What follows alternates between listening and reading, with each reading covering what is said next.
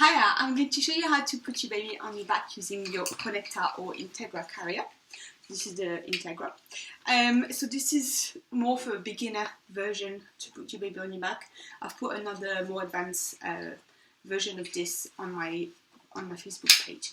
But this is quite a good one to start getting started to put your baby on your back. Now, if this is the first time, make sure you practice over a sofa, over a bed, or have somebody helping you, or even best, go and see your local sling or consultant, because they'll be more than happy to show you. Okay, so make sure you do this carry. You start back carrying when your baby has got full head control, and then you have some kind of mirror system to keep an eye on your baby. You can use the review camera on your phone, or just use the sling mirror or like a pocket mirror. Keep your chest strap handy because you're going to need it, so like in your pocket, or you can just clip it on your waist belt.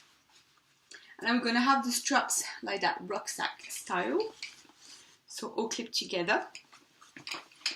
And then we're going to bring the panel to the hip like that, so leave a tiny bit of space so you can swivel it around as such. And then we're going to grab the baby. You ready, Sebastian? Whoa! So this is Sebastian, he's 20 months. Still fits in Integra size 1.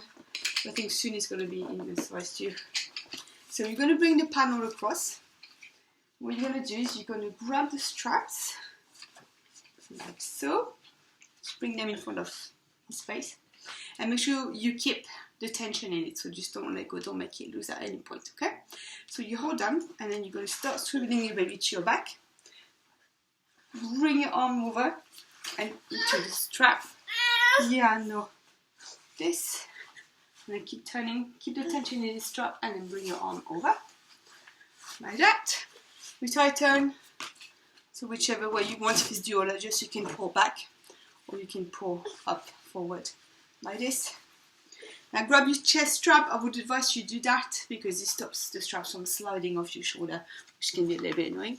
So we're just going to bring the chest strap like that inside.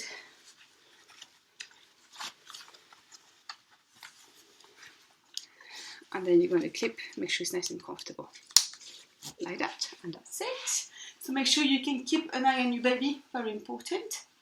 And then your baby's a good height, okay? It's quite happy there on my back.